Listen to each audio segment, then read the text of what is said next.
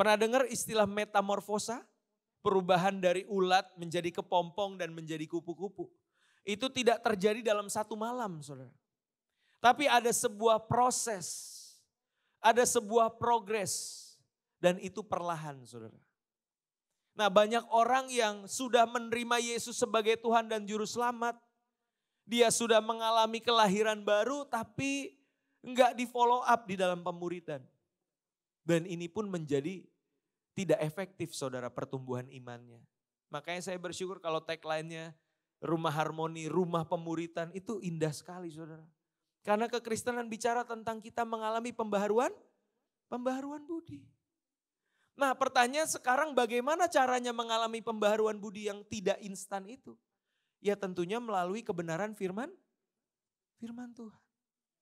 Seberapa kita sering membaca ini, merenungkan firman ini siang dan malam. Di saat itulah pembaharuan budi itu akan kita alami.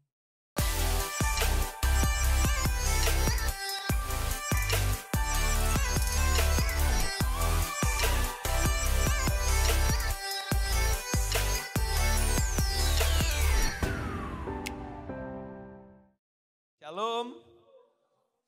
Apa kabarnya? Dahsyat, luar biasa. Yes. Haleluya. Sungguh bersyukur kalau pagi hari ini diberikan kesempatan untuk melayani di Rumah Harmoni. Wow, keren banget ya. Sebuah kehormatan, sukacita tersendiri, saudara. Karena ini untuk pertama kalinya ya bro, Pastor bro ini. Ya, kesempatan ini diberikan, aku boleh melayani saudara sekalian. Happy Sunday by the way. Semuanya bersuka cita, amin. Aduh, Pastor bro, thank you banget buat kesempatannya. Aku boleh melayani. Belajar apa kita dari video ini?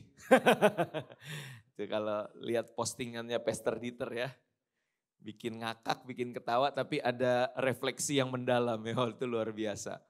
So, aku sungguh bersyukur pagi hari ini saudara, lagu tadi pun, laguku mau selalu bersyukur itu judulnya apa ya. Cuma hari ini aku diingatkan kembali karena mulai dari kemarin malam anakku yang paling kecil namanya Emily itu demam cukup tinggi. Jadi beberapa kali kami terbangun malam tadi sampai ke pagi beberapa kali karena dia nggak nyaman, minta minum, minta matiin AC dan sebagainya gitu. Jadi hari ini hatiku juga sebenarnya agak berat ya meninggalkan M, tapi kita selalu mengucap syukur, amin. Ya kita percaya waktu kita bela pekerjaan Tuhan, Tuhan gak akan tinggal diam. Tuhan yang akan bela juga keluarga kita, pasangan kita, anak-anak kita semuanya dipelihara oleh Tuhan, amin. Puji Tuhan saudara, hari ini saya akan membawakan sebuah tema yang berjudul Change from the Inside Out. Change from the inside out atau artinya adalah berubah dari dalam keluar. Ya, ini adalah sebuah perubahan hidup yang diajarkan di dalam kekristenan, di dalam Alkitab dan kita harus belajar hal ini bersama-sama tentunya ya. Sepanjang bulan ini ya, bro ya, tema-tema mengenai perubahan ya. Dan aku pikir ini hal yang baik untuk kita sama-sama pelajari bagaimana anak-anak Tuhan mengalami perubahan. Namun sebelumnya izinkan saya untuk memperkenalkan diri lebih lanjut terlebih dahulu ya, karena ada istilah tak kenal maka tak sayang ya, biar sayang makanya kenalan ya. Tapi tolong jangan terlalu sayang karena saya sudah berkeluarga ya, buat yang perempuan. Nama saya sekali lagi Randy Chandra Dinata, shalom.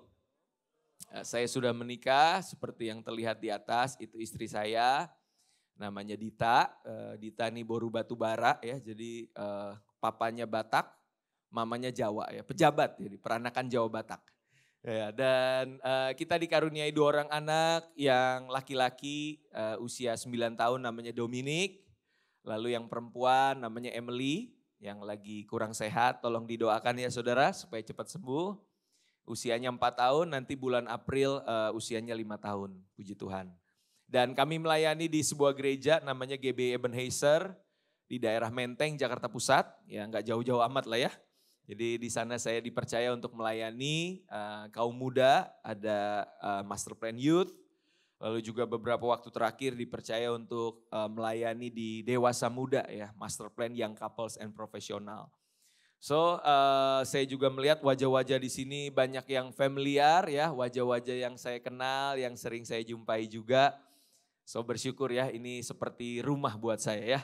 Selain rumah Harmoni, ini juga rumah saya yang kedua. Oke, berapa banyak dari kita yang siap dengarkan firman Tuhan? Sekali lagi boleh lambaikan tangan? Sekali lagi dong, kemuliaan buat Tuhan Yesus. Haleluya. Nah saudara, hari ini bicara tentang change from the inside out. Seperti apa sih perubahan yang berasal dari dalam keluar? Boleh dikasih lihat slide berikutnya. Saudara, bicara tentang perubahan dari dalam keluar. Ini adalah satu hal yang spesifik yang diajarkan di dalam firman Tuhan, di dalam Alkitab. Dan saya juga tahu di luar sana tentunya agama-agama pada umumnya, lalu pengajaran-pengajaran, kelas-kelas motivasi itu tentunya mengajak ya para pendengarnya, para pengikutnya itu untuk berubah. Nah, tapi pertanyaan sekarang, apa yang membedakan antara perubahan di dalam kekristenan, di dalam Alkitab, di dalam firman Tuhan dengan perubahan yang diajarkan oleh dunia ini? Nah, yang pertama saudara, Alkitab mengajarkan kita bahwa perubahan yang terjadi dalam hidup kita itu tidak bisa kita gantungkan kepada niat dan upaya manusia tersebut untuk berubah. Sepakat dengan saya? Halo? Berapa banyak dari kita yang udah pernah mencoba, udah pernah mengusahakan untuk berubah, tapi kalau katanya Tuyul dan Mbak Yul, gagal maning son. Ya kan? Kok gue udah coba dengan niat sekuat mungkin, upaya semaksimal mungkin, effort yang gak main-main. Tapi kok perubahannya gak signifikan ya. Gagal maning. Ya karena pada dasarnya kita manusia yang penuh dengan keterbatasan. Kita manusia yang penuh dengan kelemahan, dan kalau kita secara jujur mau ngaku di hadapan Tuhan, memang kita nggak bisa mengandalkan kekuatan sendiri. Ya, perubahan itu nggak bisa diupayakan oleh tekad, oleh niat, oleh upaya kita sendiri. Nah berikutnya, perubahan di dalam kekristenan itu beda ya dengan yang namanya self-help atau modifikasi karakter. Karena kalau saudara datang ke kelas-kelas motivasi, tentunya saudara diajarkan untuk mengalami perubahan. Ya kan, kita nggak bisa saudara mengandalkan kata-kata bijak dari Mario siapa? Mario Tegar ya. Yang sekarang udah kurang tegar gitu.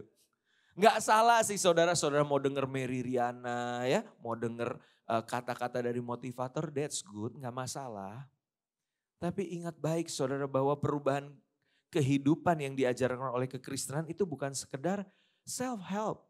Bukan sekedar modifikasi karakter.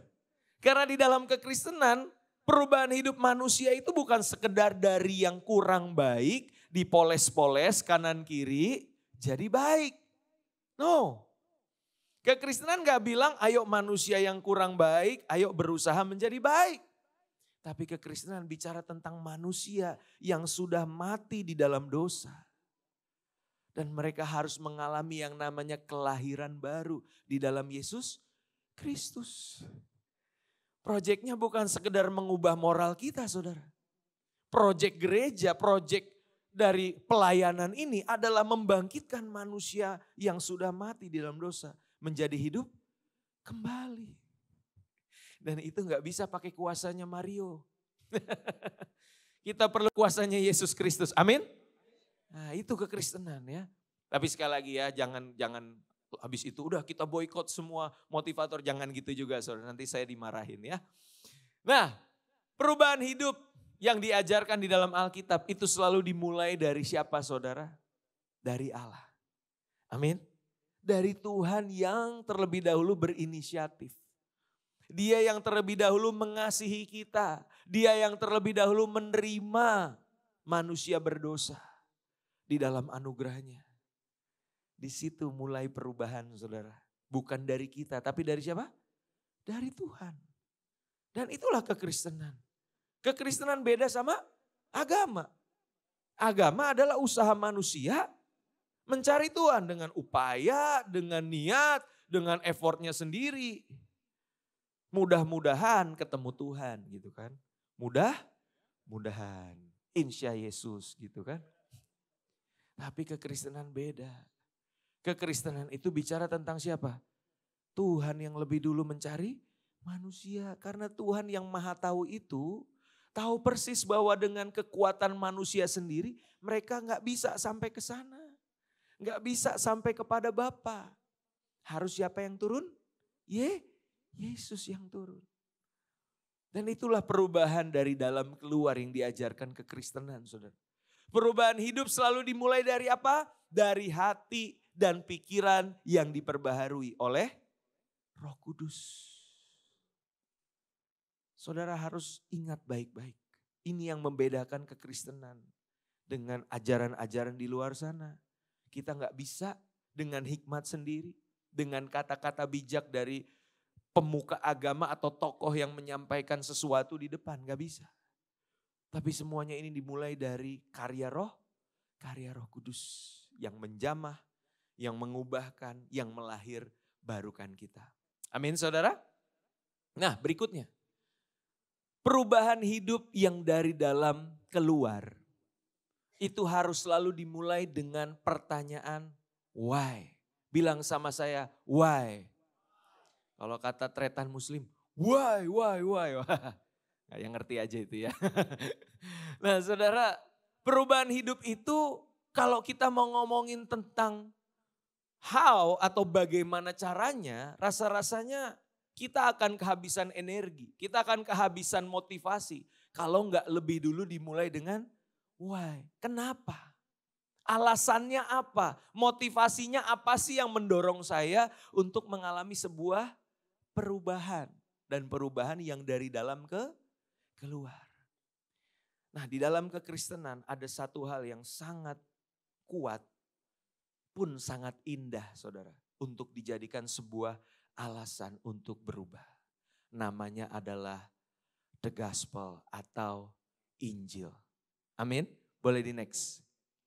The gospel, Injil atau disebut sebagai kabar baik.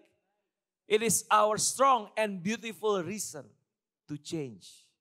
Alasan yang paling kuat sekaligus paling indah untuk kita mengalami sebuah perubahan. Kenapa dikatakan sebuah alasan yang kuat dan indah saudara? Karena inilah yang menjadi ciri khas dari Injil yang membedakannya dengan agama. Agama berkata demikian, kalau kamu berhasil berubah, berhasil taat kepada kehendaknya, maka Tuhan akan sayang sama kamu. Ya. Tapi sebaliknya ketika kamu gagal taat, kamu gagal berubah, maka Tuhan gak sayang sama kamu. Tuhan benci bahkan sama kita yang terus-menerus gagal maning. Ya kan? Jadi kasih sayang Tuhan itu ditentukan sama performance kita. Kalau kita lagi baik Tuhan sayang, kalau kita lagi jatuh Tuhan gak sayang. Waduh, saya pikir yang model-model begini sih agak-agak berat ya untuk mengalami perubahan yang dari dalam keluar. Biasanya kalau yang model gini tuh mainannya ada intimidasi. Mainannya itu ada ancaman. Ayo. Nah taat ya, nurut ya. Sudah tersedia itu api neraka yang kekal. Siap-siap lu dibakar di sana. Tapi kalau lu taat, lu akan terima surga. Wah ya kan. Iya saudara itu agama kan. Iya dan yang menarik apa yang ironisnya Tuhannya duduk di atas di singgasana, kasih perintah, kasih larangan. Habis itu apa? Good luck saudara-saudara. Selamat berjuang, saya nunggu di atas. That's religion. Tapi yang buat kekristenan berbeda. Karena kita punya Injil. Karena kita punya kabar baik. Apa kabar baiknya saudara? Mungkin ini kedengarannya kontroversial tapi gak apa-apa. Injil berkata, kegagalan kita untuk taat kepada Tuhan. Itu tidak akan bisa menggagalkan kasihnya kepada kita. Ada amin? Oh, aminnya ragu-ragu. Ada amin?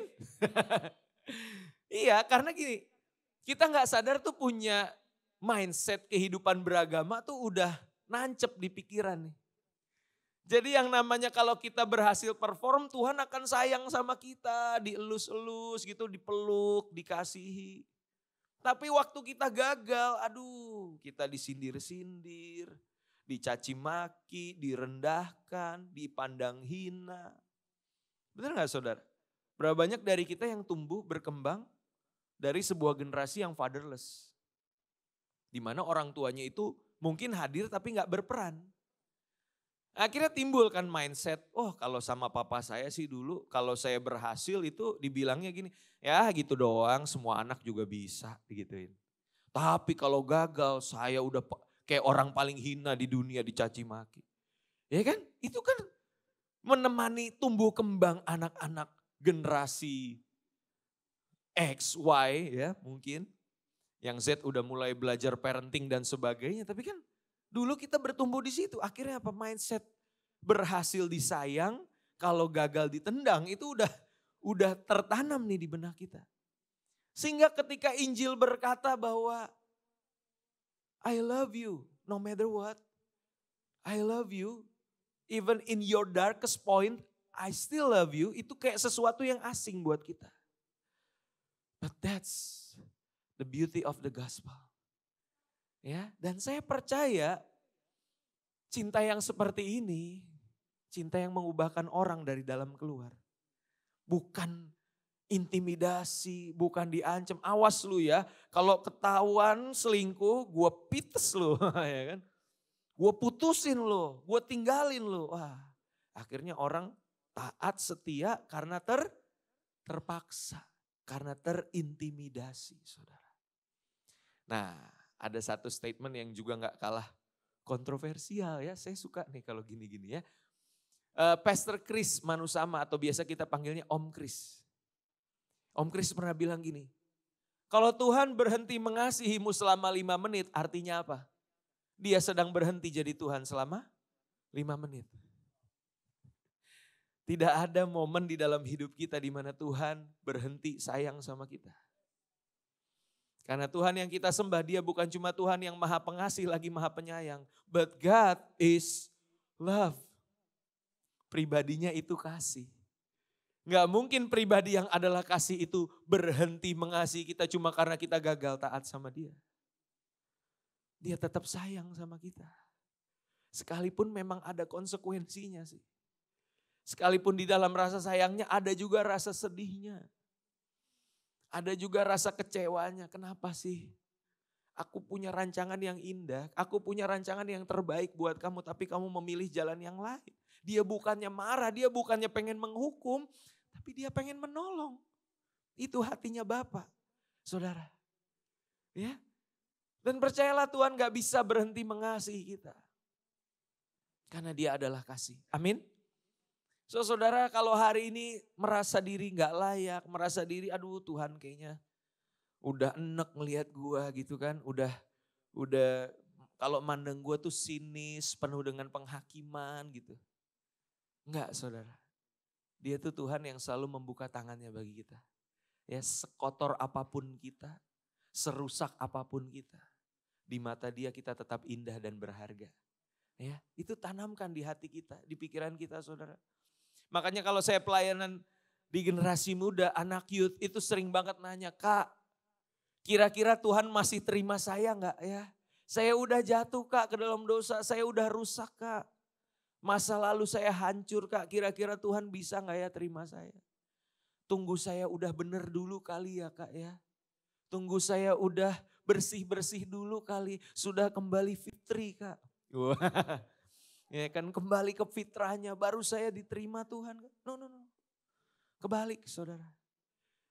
Saya tanya balik sama mereka biasanya. Pertanyaan saya, emang ada orang yang bisa bersih di luar Tuhan? Halo? Emang ada orang yang bisa bersih-bersih sendiri di luar kasih karunia Tuhan? No. So come as you are. Datang apa adanya. Sekalipun belepotan, sekalipun penuh dengan lumpur kayak anak bungsu, bau babi, karena mainnya di kandang babi. Tapi datang sama Tuhan apa? Apa adanya. Karena Bapa selalu menunggu. Bahkan dikatakan di dalam Alkitab, waktu si Bapa ngelihat anak sulung, apa yang Bapaknya bilang? Balik juga lo akhirnya. Karma lo, walat lo sama Bapak lo, sana mandi gitu kan. Enggak kan? Bapaknya bangkit, dia berlari. Dia berlari menghampiri anak itu. Dan dalam keadaannya yang kotor dipeluk dan dicium. Itu kekristenan. Dan siapa sih yang gak berubah nerima cinta yang kayak gitu? Coba deh saudara renungin hari ini. Ingat-ingat lagi kenapa sih bisa terima Tuhan Yesus sebagai Tuhan dan Juru Selamat? Halo? Kenapa sih bisa bela-belain hari Minggu datang ke gereja, punya quality time, buka toko mungkin atau apapun yang saudara bisa lakukan. Tapi saudara memilih datang bahkan melayani Tuhan. Bukankah karena Tuhan yang sayang sama kita? Iya enggak? Bukankah karena Tuhan yang udah lebih dulu mengasihi dan menerima kita? Apa adanya. Colek kanan kirinya bilang, ingat-ingat cinta mula-mula gitu. Ya. Karena Tuhan yang lebih dulu mengasihi kita. Nah makanya statement berikutnya, boleh di next. Love and acceptance itu change people from the inside out. Not intimidation and punishment. Ya, yang ngubahin orang dari dalam keluar itu cinta dan penerimaan. Bukan intimidasi dan hukuman. Karena itu ibaratnya orang taat lalu lintas. Karena tahu di depan udah ada polisi ngumpet di balik pohon. Makanya dia taat. Coba dia nggak lihat ada polisi. Lampu hijau, jalan terus. Kuning, hati-hati. Minggu kan. Merah, gaspol. Karena nggak ada punishment, nggak ada intimidasinya, nggak ada otoritasnya. Tapi kekristenan tuh ngajarin kita untuk berubah bukan dengan alasan yang demikian saudara. Amin. So saya bersyukur sih kalau di tempat ini ada Pastor Broditer, rumah harmoni, rumah the home of discipleship. Ya kan? Saya percaya saudara di tempat ini taat bukan karena ditakut-takutin sama Pastor Dieter. Amin. Walaupun kalau khotbah suaranya menggelegar. Tapi ya saya rasa bukan itu yang bikin saudara taat kan. Bukan juga karena Pastor Dieter bilang, ayo saudara berikan persembahan dan perpuluhanmu ke gereja ini. Kalau tidak belalang-belalang akan melahap. Saya rasa enggak ya. Tapi kasih dan penerimaan itu yang mengubahkan kita. From inside out. Nah berikutnya saudara. Memang cintanya Tuhan itu sedahsyat itu. Emang boleh secinta itu? Iya boleh kata Tuhan. Tapi ternyata ada konsekuensi dari setiap dosa dan pelanggaran yang kita buat. Dan secinta-cintanya Tuhan sama kita, konsekuensi ini akan senantiasa mengikuti. Dan ini realita yang harus kita terima. Bahwa Tuhan sayang sama kita itu betul. Tetapi ketika kita jatuh dalam dosa, maka masa depan kita pun terancam saudara. Akibat konsekuensi dari dosa tersebut. Sekalipun Tuhan bisa mengubahnya menjadi kebaikan, Roma 8 ayat 28. Tapi konsekuensi itu tetap berlaku. Ya, misalkan ada anak muda yang in a relationship tapi tidak menjaga kekudusan, pacarannya sembarangan, free sex, akhirnya hamil di luar nikah, datang ke pendeta. Pastor tolong, gimana nih masa depan kami? Doakan kami ya Pastor, kami mau bertobat, kami gak mau gugurin kandungan, kami mau jalanin apa yang harus kami jalanin, kami harus mungkin menikah, dimuridkan dan sebagainya, kami mau Pastor, doain ya. Oh baik, saya doain. Dalam nama Tuhan Yesus berkati pasangan ini, ampuni mereka, berikan mereka masa depan yang cerah, amin. Pertanyaannya kandungannya masih di situ gak? Jangan pikir abis amin, apa ini mujizat Pastor? Kok tiba-tiba kempes ya? Enggak gitu konsepnya saudara ya. Itu konsekuensi dari dosa dan itu harus ditanggung. Ya. Tapi enggak apa-apa, jalanin aja Tuhan pasti tolong. Amin. Ya tapi balik lagi konsekuensi itu mengikuti. Kita lihat saudara-saudara kita, ya pendeta Yeri, ya kan, dulunya narkoba, ya hidupnya juga sembarangan. Sekarang dipakai Tuhan, luar biasa. Bisa nggak Tuhan mengubahkan? Bisa, tapi konsekuensinya tetap ada. Mengikuti Bung Yeri mungkin stigma masyarakat dan sebagainya. Ya, almarhum brother kita Radit, ya kan? Tahu kan masa lalunya, dia suka cerita bagaimana dia juga jatuh dalam narkoba, lalu juga dalam hubungan yang tidak kudus, akhirnya MBA. Konsekuensinya mengikuti. Beliau ya, ini almarhum saya hormat sama beliau. Kalau khotbah kan suka gini-gini. Gitu, kalau saudara perhatiin tuh. Itu ada efek kebiasaan gini-gini ya. Itu dari masa lalu saudara. Ya kita percaya ya Tuhan bisa ubahin. Benar? Tapi kan itu satu dari berapa ribu saudara yang berubah seperti itu. Jadi jangan berpikir ya udahlah Tuhan kan bisa mengubahkan yang jahat menjadi baik gitu kan. Kan God is love, akhirnya kita hidup sembarangan. Jangan juga saudara. Saya selalu katakan kepada anak-anak muda, pengalaman itu adalah guru yang baik. Ya, kita selalu dengar istilah itu. Tapi gini, belajar dari pengalaman orang lain itu guru yang bijak. Ya. Jadi kita nggak perlu kejedot tembok dulu untuk menyadari bahwa tembok itu keras. Kita lihat orang kejedot, apalagi kalau Pastor Ritter keluarin video orang kejedot terus bilang, belajar apa kita dari video ini? Oh, kejedot tembok tuh sakit, bikin benjol ya. Ya udah, saya nggak mau kejedot tembok. Ya, karena di dalam setiap dosa di situ ada konsekuensinya. Lalu berikutnya apa saudara? Dosa itu membuat kita merasa diri nggak layak, tertuduh, dan akhirnya menjauhkan diri kita dari Tuhan. Ya ini suatu yang natural makanya. Kalau orang udah bikin salah ya dia ngumpet.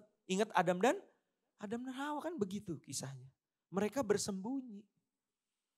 Ya bersyukur kalau saudara masih punya kesadaran itu. Lalu Roh Kudus mengingatkan gak apa-apa yuk pulang yuk bisa gitu. Bersyukur. Tapi yang agak ngeri ya agak lain itu adalah orang yang udah tahu bikin dosa tapi fine-fine aja. Bahkan pelayanan kayak gak ada salahnya gitu. Nah ini juga kacau sih. Ya, tapi belajar juga saudara. Kalau kita bikin dosa memang ada konsekuensinya. Merasa diri gak layak. Ya kan? Berikutnya apa lagi? Waktu kita bikin dosa, waktu kita membiarkan hidup kita selalu tinggal di dalam dosa. Maka apa? Bukan kasih Tuhan yang berubah terhadap kita. Namun sadar atau enggak, apa yang berubah saudara? Kasih kita terhadap Tuhan. Dan juga sesama pasti berubah. Gak mungkin kita bilang I love Jesus tapi kita melakukan apa yang dia benci. Kita melakukan apa yang membuat dia harus tergantung di kayu salib. Ada istilah makanya kita itu kalau masih bikin dosa di dalam pengenalan kita akan Tuhan. Kita tuh lagi menyalibkan Yesus untuk yang kedua kalinya. So gak mungkin kita bikin dosa sambil bilang aku mengasihi Tuhan. Pun dengan sesama saudara, kasih kita berkurang terhadap sesama. Waktu kita terus bikin dalam dosa. Kalau ada anak muda yang bilang sama saya, Kak, apa sih ruginya kita masturbasi, pornografi? Kan gak ada yang dirugikan. Bahkan bisnis pornografi yang diuntungkan, Kak. Malah gitu ya mindsetnya. Kan gak ada yang dirugikan, Kak. Saya cuma menikmati sendiri kok. Dengar baik saudara, waktu kita membiarkan masturbasi pornografi itu terus menjadi habit kita, akhirnya apa yang terjadi? Cara pandang kita terhadap lawan jenis itu menjadi rusak. Kita memandang lawan jenis itu cuma sebatas objek pemuas hawa nafsu kita. Kita gak bisa memandang mereka lagi sebagai sesama manusia yang harus dikasihi, yang harus dilindungi dan sebagainya saudara. So pasti ada, perhatikan semua dosa yang kita lakukan akan berkonsekuensi apa yang satu. Kasih kepada Tuhan mulai perlahan pudar, pun dengan kasih kepada sesama. So kalau Tuhan ajak kita yuk berubah. Dengan sadar kita berkata iya Tuhan aku mau berubah.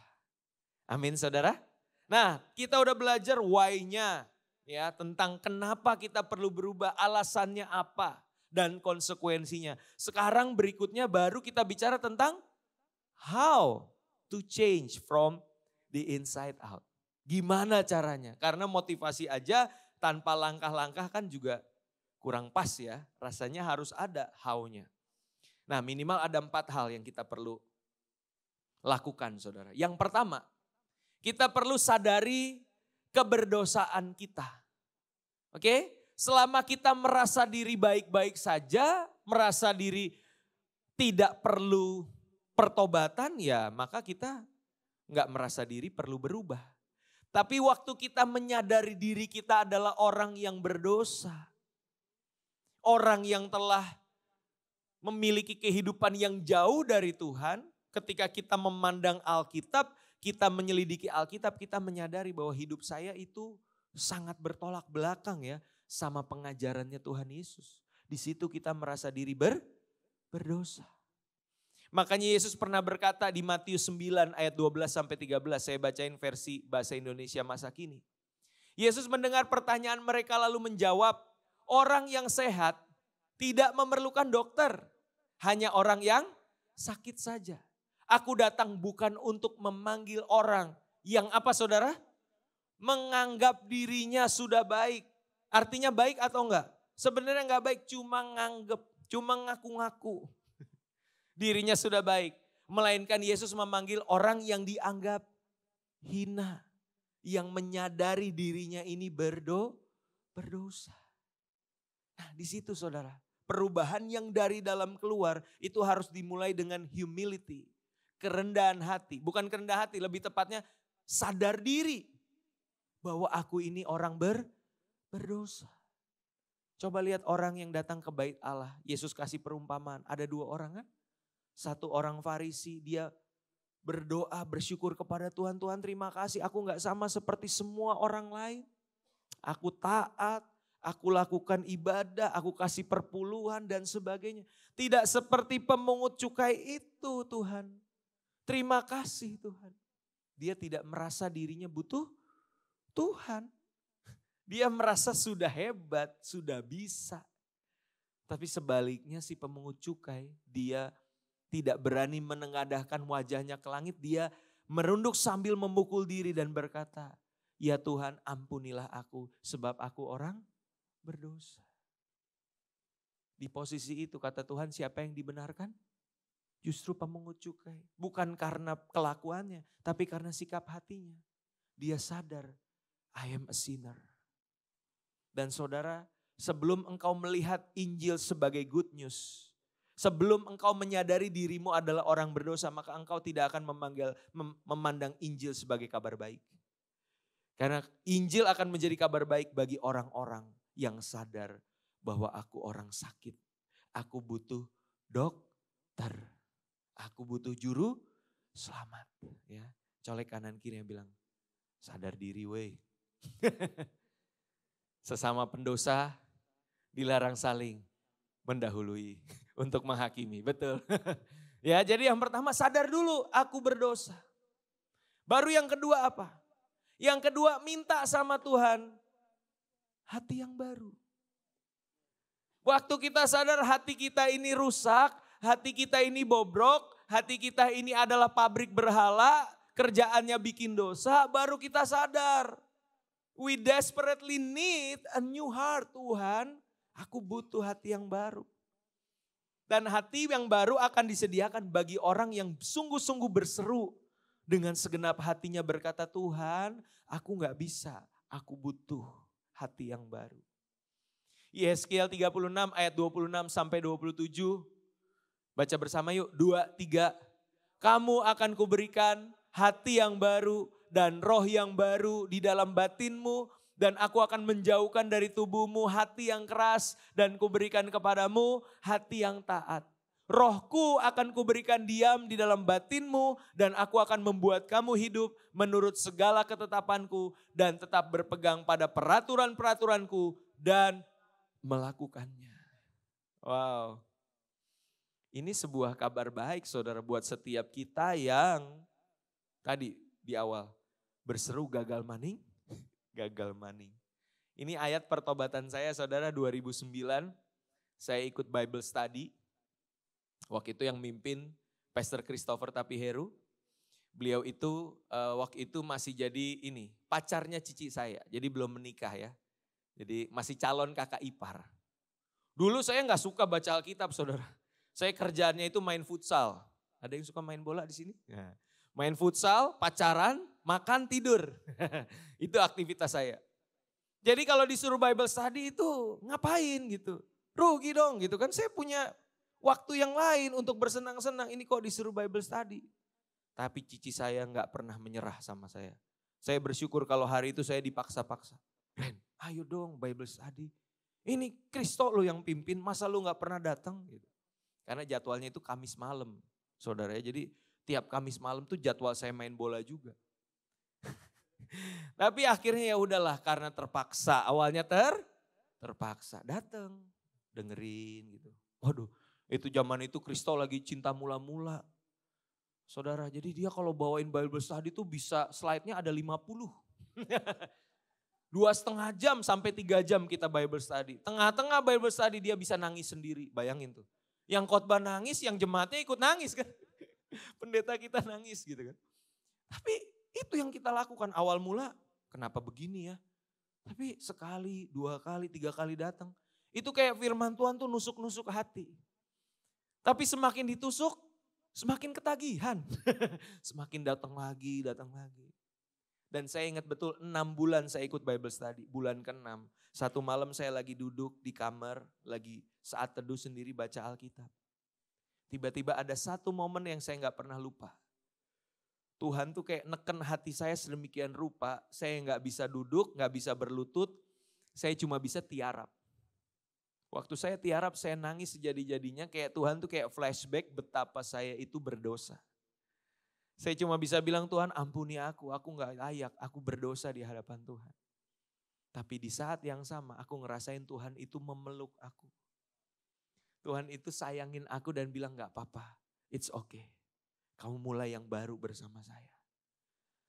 Dan entah sejak kapan, tiba-tiba Randy Chandradinata yang tahunya tadi main futsal, pacaran, makan, tidur, repeat. Tiba-tiba kok rindu ya untuk apa? Mengenal Tuhan lebih dalam lagi. Kok tiba-tiba aku rindu ya untuk memperkenalkan kasih Tuhan yang udah aku alamin ke orang lain. Di Atmajaya, waktu itu saya di S1 saya di Atmajaya Semanggi, ada alumni Atma di sini? Nggak ada ya. Saya dulu di situ kan kerjanya di UKM sepak bola ya. Tapi nggak tahu keberanian dari mana. Saya ajak teman-teman, ayo junior-junior saya yuk ngumpul yuk. Ngapain Kak? Kita komsel. Apa itu komsel Kak? Udah ikut aja dulu. Siapa gue? Gue gak tahu apa-apa. Gue cuma tahu dari Kristo seminggu yang lalu gue terima, habis itu gue bagiin. Gitu doang. Tapi gak tahu kok punya keberanian itu ya. Sampai orang-orang mulai bingung, waduh si Randy kenapa nih?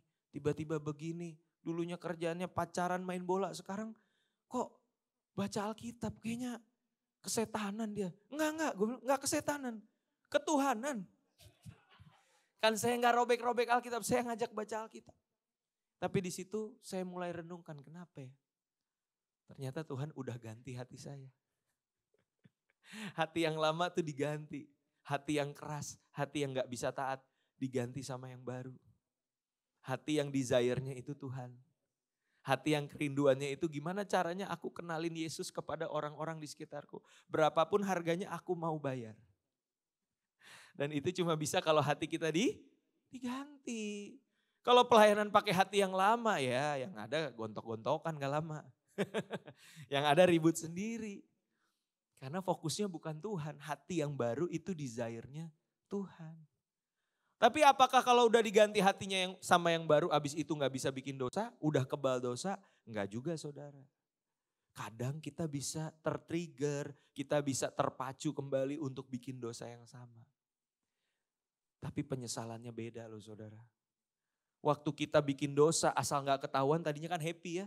Nyeselnya kalau ketahuan gitu, aduh malu gua ketahuan lagi. Tapi sekarang beda.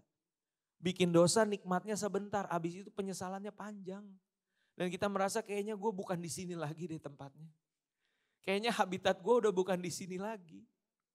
Dan Tuhan akan tarik kita cepat bangkit kembali. Amin saudara. Dan itu diterima. Kita alamin kalau kita udah ngalamin hati yang baru. Makanya colek kanan kirinya, tanyain. Gimana hatinya? Udah baru belum? Nah, nanti kita doa minta hati yang baru. Yang ketiga saudara, waktu saya berapa lama lagi? Boleh kasih, sejam lagi. Saya suka gembala yang seperti ini saudara. Kadang di tempat lain gembalanya udah panik kan, udah gelisah gitu ya. Oke, yang ketiga, kita perlu mengalami yang namanya pembaharuan budi. Jadi bukan sininya aja nih, hatinya doang yang diperbaharui, tapi juga pikirannya, mindsetnya.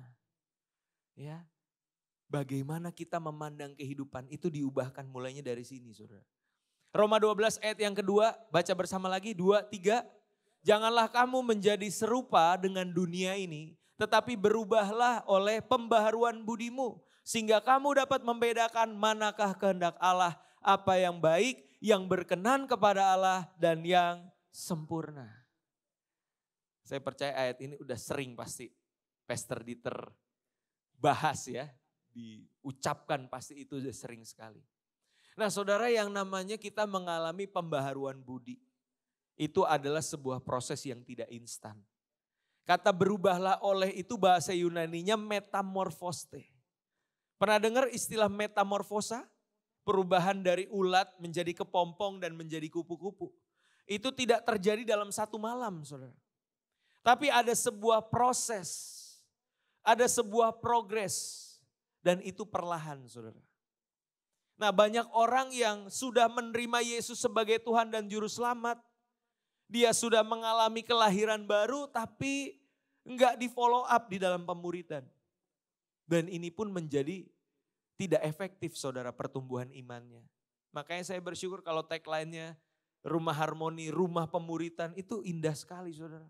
Karena kekristenan bicara tentang kita mengalami pembaharuan budi. Nah pertanyaan sekarang bagaimana caranya mengalami pembaharuan budi yang tidak instan itu? Ya tentunya melalui kebenaran firman Tuhan. Seberapa kita sering membaca ini, merenungkan firman ini siang dan malam. Di saat itulah pembaharuan budi itu akan kita alami. Nah sekarang pertanyaannya saudara, waktu baca Alkitab apa yang saudara cari? Shopee kah? Apa yang saudara cari dari firman Tuhan? Ada beberapa orang yang cara baca Alkitabnya itu waktu dia lagi galau saudara. Waktu dia lagi tidak baik-baik saja. Baru dia kepikiran, ada firman Tuhan. Kalau semuanya lagi berjalan baik-baik saja, Alkitab ini tertutup. Jadi kalau dia lagi galau, lagi sedih, dia pengen perasaannya itu divalidasi. Tuhan bela saya dong. Tuhan hibur saya dong. Akhirnya gini, Tuhan ngomong ya, aku mau baca firman dalam nama Yesus. 1, 2, 3, set. Ini Tuhan dekat dengan orang yang patah hati. Yang sedang remuk jiwanya, tuh kan Tuhan belain saya kan. Lega, perasaannya feels good. Habis itu Alkitabnya ditutup lagi ya kan. Kesenggol orang lagi, galau lagi, ya Tuhan Engkaulah pembelaku. Ya. Gitu lagi caranya. Dalam nama Yesus. 1, 2, 3, set. Bertobatlah, kerajaan Allah sudah dekat.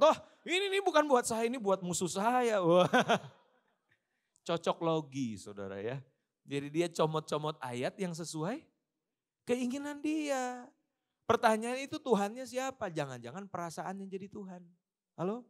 Feelingsnya jadi Tuhan. Tapi saudara, waktu kita baca Alkitab, tujuan kita satu. Aku mau kenal siapa Yesus. Aku mau mengenal pikiran dan perasaannya Yesus. Seperti apa sih Yesus itu hidup 2000 tahun yang lalu? Bagaimana dia berpikir, bagaimana dia merasa. Aku mau kenal. Makanya dulu di zaman saya dulu, zaman kita ya. Ada gelang tulisannya WWJD. Ada yang pernah pakai gelang itu? Berarti kita seangkatan. What would Jesus do? Ya kan? Apa yang Yesus lakukan kalau menghadapi situasi seperti ini, pilihan-pilihan seperti ini, Yesus tuh bakal bikin apa. Nah itu tujuan kita baca firman saudara. Sehingga pikiran Yesus sama perasaan Yesus itu yang mulai menjadi selaras dengan pikiran dan perasaan kita. Kita yang menyesuaikan diri dengan pikiran dan perasaan Yesus. Saat kita membaca firman ada nilai-nilai kerajaan Allah yang kita mulai terima. Dan itulah yang mulai kita install di pikiran kita. Dan biasanya kalau mau install data, memori yang besar, yang lama harus di-delete dulu. Ya sekarang ada backup ya bro ya. Tapi analoginya kurang tepat.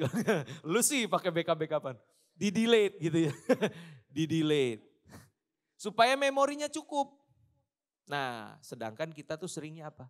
Pengen tahu sih bagaimana Yesus berpikir. Tapi pola pikir yang lama, enggak kayaknya ini juga benar kok. Jadi kita masih kompromi saudara.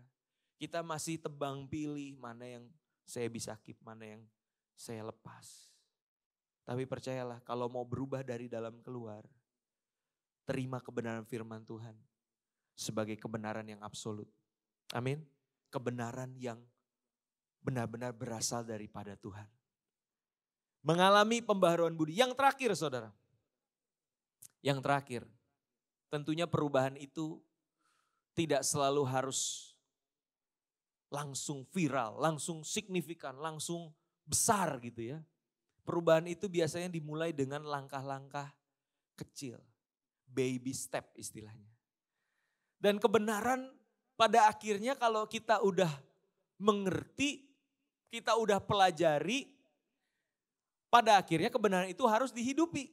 Karena kalau enggak ya semuanya menjadi sia-sia. Kalau kita enggak sungguh-sungguh mau menghidupinya. Maka dari itu mulailah dengan langkah-langkah kecil saudara. Ketaatan-ketaatan kecil. Nah memang pada akhirnya practical steps itu penting. Ya kadang orang tuh sering menekankan yang penting Injil, yang penting why-nya. Tapi jangan lupa ya kita hidup masih harus dengan langkah-langkah praktis saudara. Dan inilah medan kita bagaimana kita mulai dengan hal-hal yang kecil. Ya barang siapa setia dalam perkara kecil, ia akan dipercaya juga dalam perkara yang besar. Kita pengennya langsung yang besar, yang kecil itu bukan bagian saya, udah bukan level saya. Waduh belagu amat. Ya, nah makanya apa? Belajarlah menabur keputusan. Sehingga kita akan menuai kebiasaan. Waktu kita menabur kebiasaan, kita akan menuai karakter. Waktu kita menabur karakter, kita menuai gaya hidup anak Allah. Sehingga perubahan itu udah jadi bagian hidup kita. Saya tahu di tempat ini saya pribadi belum ada yang sempurna. Kita semua lagi berobat jalan. Ya. Jadikan gaya hidup anak Allah itu apa? Orang yang mau belajar, orang yang mau terus berubah, saudara. Untuk menjadi dewasa, semakin serupa dengan Kristus. Slide terakhir, beneran terakhir saudara, ini slide terakhir. Habis itu kita Q&A. Slide terakhir. Selamat berubah dari dalam keluar. Kiranya Tuhan menolong setiap kita. Amin. Berikan kemuliaan buat Tuhan Yesus.